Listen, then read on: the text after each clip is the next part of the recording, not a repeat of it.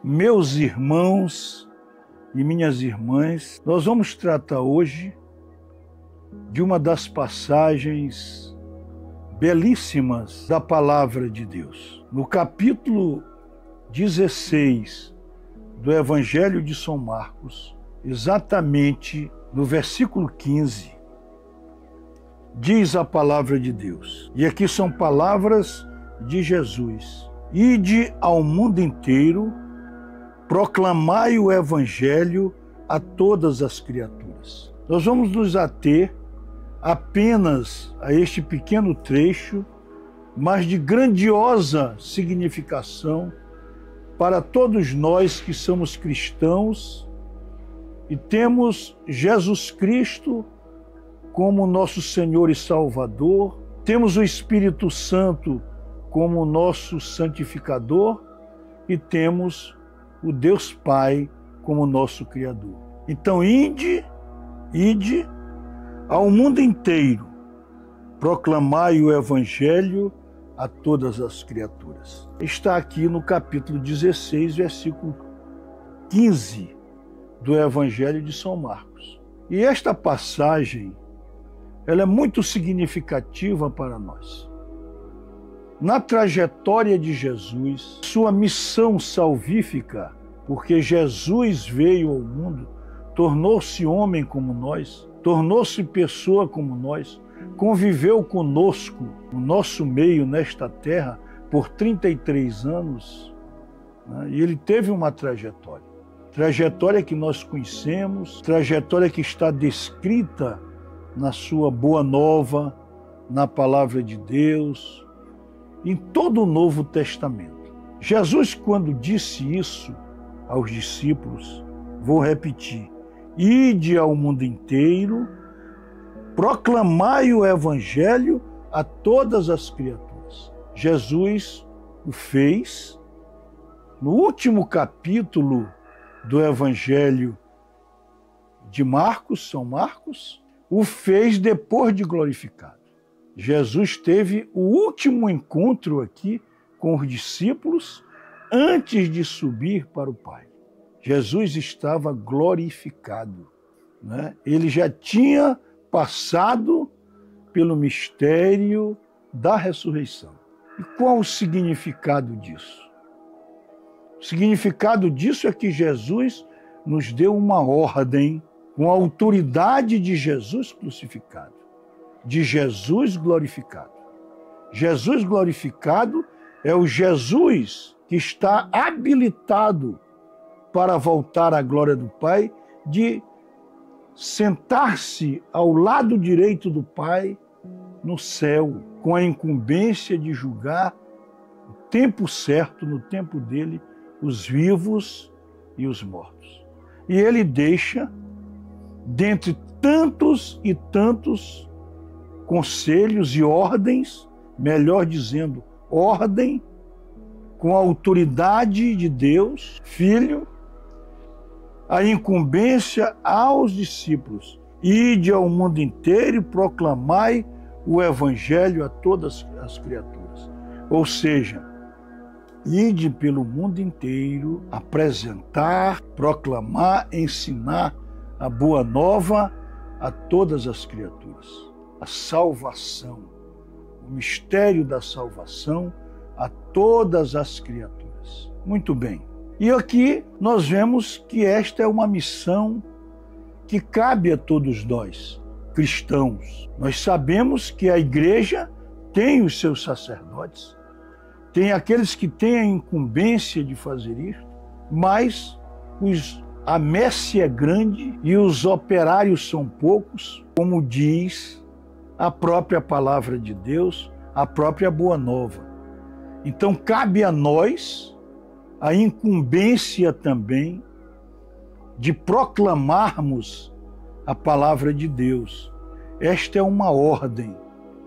Só que o nosso relacionamento com Jesus, o nosso Salvador, nós temos uma relação de amor, não é uma obrigatoriedade, não é uma ordem como um superior militar emite para o inferior que ele é obrigado a cumprir, numa obrigação absoluta. Se ele não cumprir, ele será punido.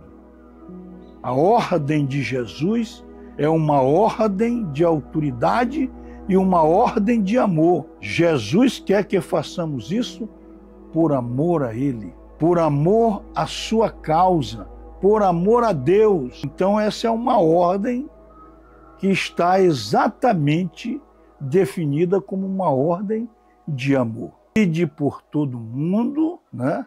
E pregai o evangelho a todas as pessoas. Então nós temos esse dever de fazer isso.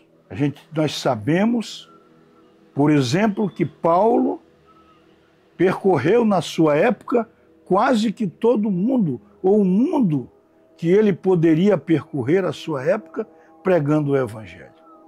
E nós sabemos a trajetória dele.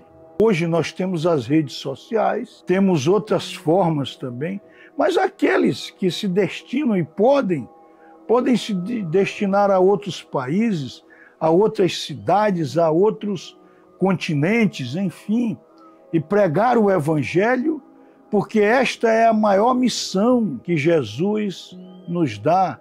Jesus tem um projeto de salvação para todos nós. Este projeto de salvação é um projeto inclusivo. Ninguém está fora dele, né? E nós estamos naturalmente incluídos nesse projeto de salvação. Muito bem. O próprio Marcos, São Marcos do Evangelho, ele desistiu da missão de proclamar o Evangelho. Em Atos dos Apóstolos, capítulo 13, versículo 13, né, ele desistiu, ele abandonou Paulo e Barnabé e depois se arrependeu e voltou. E Paulo não aceitou estar nos Atos dos Apóstolos, capítulo 15, versículo 37. E por isso, João Marcos, como era chamado, seguiu com Barnabé para uma região, Paulo com Silas para outra região. Então, este é o indicativo que está na palavra de Deus, que é um desafio grandioso. E muitas vezes nós temos o desejo de desistir, ou mesmo estamos omissos nesta grande tarefa que nos foi ordenada pelo Senhor Jesus glorificado. Tanto é que após esta última conversa com os discípulos, ele subiu aos céus para ficar ao lado do Pai.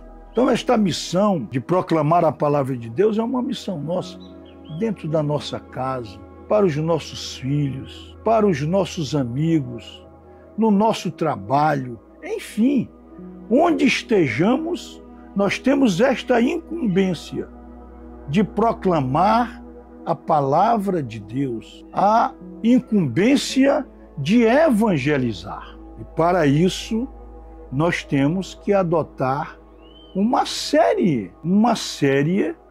de providências. Para que a gente exerça essa missão, é necessário que a gente ore. É importante que diariamente nós tiremos um tempo da nossa vida para a oração, para o estudo da palavra de Deus, para frequentarmos a igreja, porque todo esse périplo, eu diria, digamos assim, essa habitualidade de convivência com Deus é que nos fará íntimos a Ele e nós tenhamos as condições naturais que Ele mesmo vai dar através do Espírito Santo para que nós possamos ser evangelizadores dos nossos irmãos e sermos também evangelizados, porque esta é uma troca quantas e quantas vezes nós nos habilitamos e aprendemos as coisas de Deus com os nossos irmãos, às vezes com um sorriso, uma atitude, né? Enfim. Então nós temos essa incumbência de sermos evangelizadores.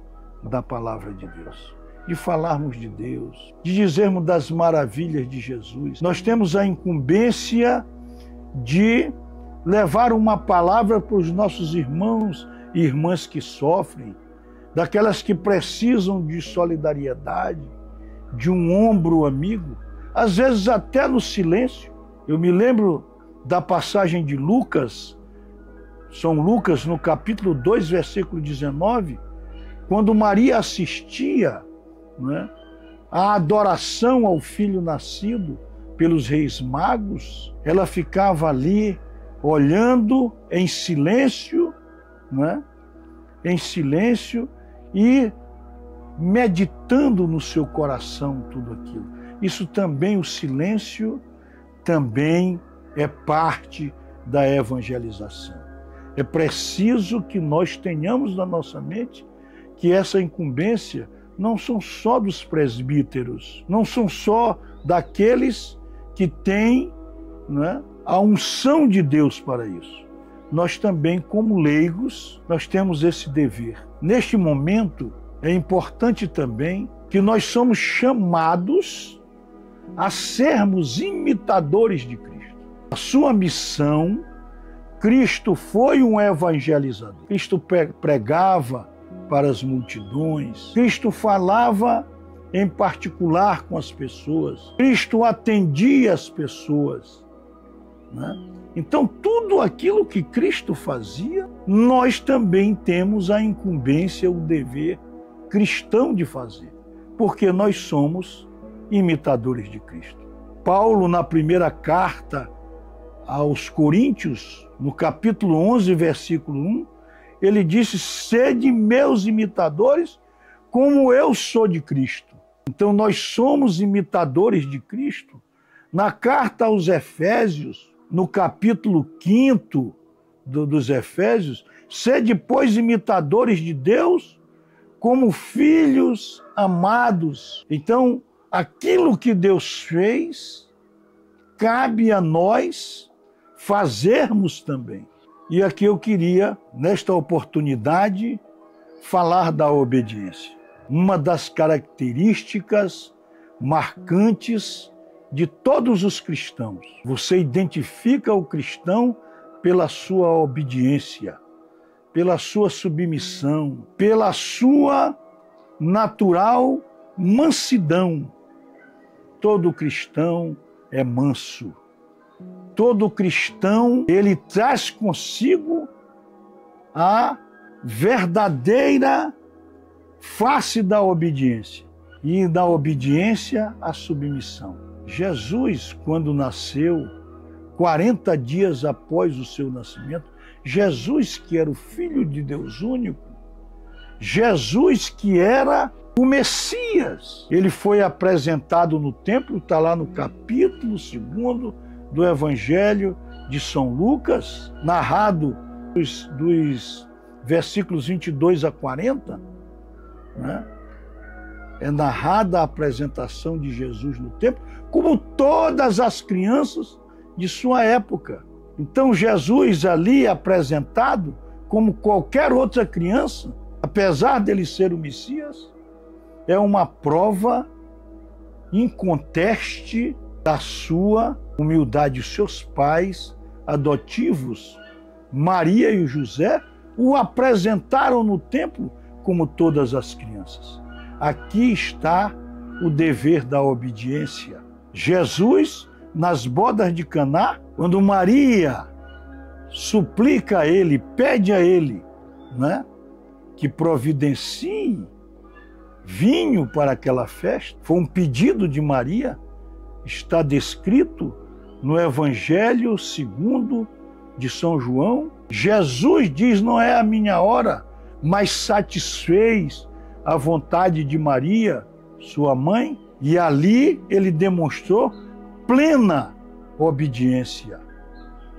Então, a ordem de Jesus para nós, como esta ordem de ide por todo o mundo e pregai o Evangelho a todos, a toda criatura, é uma ordem e nós cristãos temos que obedecê-la. E é por isso que eu estou, neste momento, concitando os nossos irmãos e irmãs a proclamar incessantemente para as pessoas a maravilha de Jesus, o nosso Salvador, aquele que deu sua própria vida para nos salvar, para nos livrar da escravidão do pecado, para nos libertar da escravidão do pecado. Então, meus irmãos e minhas irmãs, é importante que nós tenhamos esta missão, que a gente, a partir de quando nós reconheçamos Jesus como nosso Senhor e Salvador, que a gente se esforce para ser seus imitadores, para fazer o que ele fazia, porque somente assim nós vivenciaremos espiritualmente o reino de Deus. Nós possamos atingir um estágio espiritual que nos permita conviver num mundo cheio de problemas, cheio de aflições, cheio de tantas e tantas coisas que nos desanimam. Mas se nós estivermos com Ele, obedecendo-o, nós teremos condições de enfrentarmos todas as adversidades desta vida. E nós acreditamos que com o nosso esforço, nós não temos condições e nem mérito, nunca teremos, de sermos salvos. Seremos salvos pela graça de Deus. E este Deus que nos concede a graça da salvação, nós temos que fazer tudo por Ele. Sermos obedientes às suas ordens. Então eu quero encerrar aqui este vídeo pedindo ao Deus Todo-Poderoso que nos conceda muitas bênçãos e muitas graças. Ao Espírito Santo de Deus que nos encaminhe, nos oriente, nos ensine e nos conduza para os caminhos do Senhor.